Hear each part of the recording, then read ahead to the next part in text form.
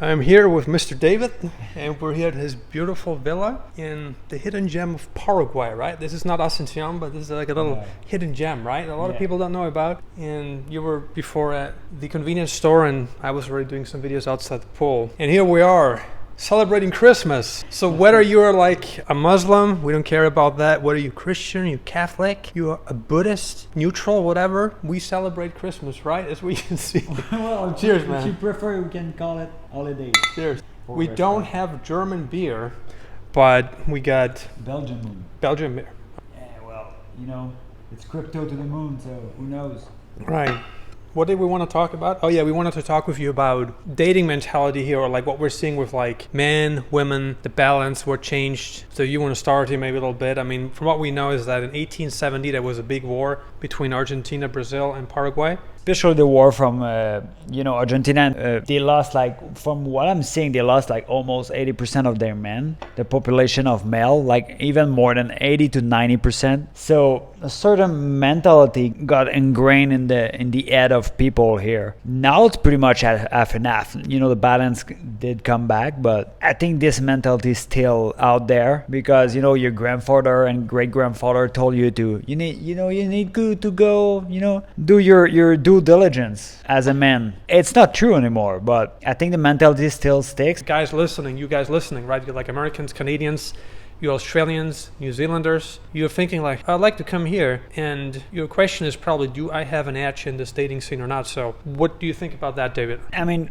first of all, as a foreigner, I think your life's going to be easier in terms of women, for sure. First of all, you're not in your country, so you stand out. A lot of women like this. But if you have the kind of mentality of you want to let somebody live the free life, you don't want to over control or stuff like this. A lot of women, especially in South America and especially here, they will accept control. But do you want this? Are you men who want to over control your woman? If not, a lot of women will really, really enjoy that. And it's gonna just make your life easier. It's hard. It has a certain difficulty to compete, if you want to, against the local, because it's short term is something. Having a nice, good night, that's something. But if you're looking for a longer relationship, you need to take in account the family, the culture, the language. For me, I'm French Canadian. It's gonna be hard to be with a woman that don't talk French. Why? Because if I bring, my girlfriend to my country, see my family, they don't all talk English or not even Spanish. Well, it's gonna be complicated. You need to take that in account. But if you want a smart person, a smart woman, here it's totally possible. And I think if you're willing to give freedom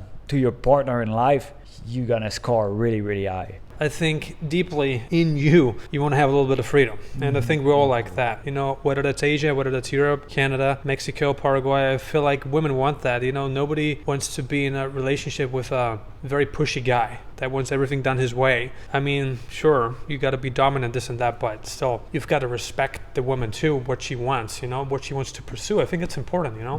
And if you can't do that, then you're just in the wrong place, where you're probably not going to score very well. I mean, you're going to score temporarily, but this is going to build up. This is like a volcano, It's going to explode one day, and it's going to explode right in your face when you least expect it, and it's going to be the most painful ever. Cool. Now, what we talked about too before, which obviously has been resolved, is that in 1870 there was a big war here, and I think we talked about this at the beginning of the video too, if I remember. 80 to 90% of men died. Yeah.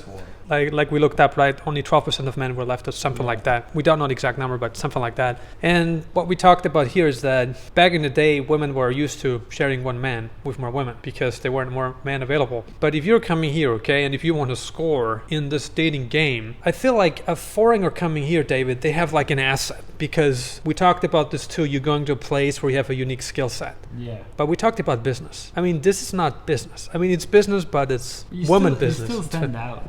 Right? Yeah. Even if you don't have your genetics like blue eyes and blonde hair, even if you're foreign, you still stand out. And so you're always going to stand out more. And that's an asset. For instance, when I came to your place before, the Uber driver told me that just because you're a foreigner, this is going to give you a huge plus. He pointed it out, which I already knew, but he kind of confirmed that. And then he also pointed out other reasons, for instance, women at some point, in their mind, they have like this imagination that, this fantasy that they're going to be living in a foreign country. There is like this huge passport potential where like, hey, it would be so nice, for instance, for you, right? Let's say, you're not single, but let's say you were in a different situation where you're open to dating a local woman here in Paraguay. You could offer a lot. You could offer that woman to vacation in Canada every now and then. Just the fantasy of going with a handsome guy like David on a skiing tour in like Quebec. Automatically, all of you guys listening, like this is something that you have where you come here and this is an asset. You have that whether you're from Belgium, whether you're from Texas, whether you're from Spain, Portugal, Ireland, whether you're from Australia, New Zealand, you just have this like, it smells different. You know what I mean? Like you come to a place for the first time and you're like impressed. And it's probably the same as for you having visited Asia the first time, having had that really, really crazy oriental experience that you never had anywhere else. Why? Because it's uniquely Asian. And if you're like dating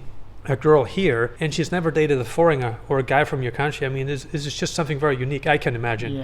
As much as for you guys coming here and dating a Paraguayan woman for the first time. Dating a Spanish girl, like dating somebody from a different culture is completely different. It's in the bed, it's in the kitchen, it's in the mall, it's in the car, it's in the fight between each other. Everything is different. Do you like it or not? Well, do your own test. I cannot give you this advice. You have to try it out. Yeah. Me personally, long term, I don't like it. But I'll be completely honest. Why? Because it's a culture thing. But if you want a couple good night, well, a lot of men go in Thailand and have a Thai wife. Like I said, do you want a wife or do you want a mom? And that's okay. That's okay if you want a mom. If you want somebody who cook and do everything for you, that's okay. And that's going to be a good wife and that's okay for you. If you want that, it's going to be easy to find here, everywhere in South America. If you want a woman with, that do his own money, usually women with this kind of mindset here, they do a load of money because they are on top. I met a woman at one of my friends. He's from France, and she's in his 50s, not a young woman, but she's in their 50s. She's the owner of every BMW dealership here. That's not nothing. That's a woman, and people will not think that about women in poor country. But when they stand out, they are on top really quick because they're smart. They talk multi-language. Most of the time, from what I'm seeing right now, is women will tend to talk to a language much more than men. Why? Because men here don't have to do the same effort as women. So they got a job easily. Women not. So okay, what they need to do? Talk to a language, be better at math, programmation, development, whatever it is, marketing, sales. So they work harder and they just get better. And in Mexico, I noticed that as well. So it's this is why I'm really, really pro on hiring women instead of men. They're more reliable in general. The fidelity of women will be more ingrained in their blood. And more, they just became smarter than us. I'm a man, so I'm in this boat as well. I work really hard to get smarter and smarter on a daily basis. I have no life. People, you have a nice lifestyle, you have a nice view, you're gonna see on Gary's videos. Yeah, but I have no life. I work really, really hard to be smarter and smarter. But women will have this kind of work ethic in a lot of South American countries because they need to stand out. So that's something you think about. If you're scared of having a woman that might be smarter than you and might be wanted more than you, well, it depends on what you want to attract.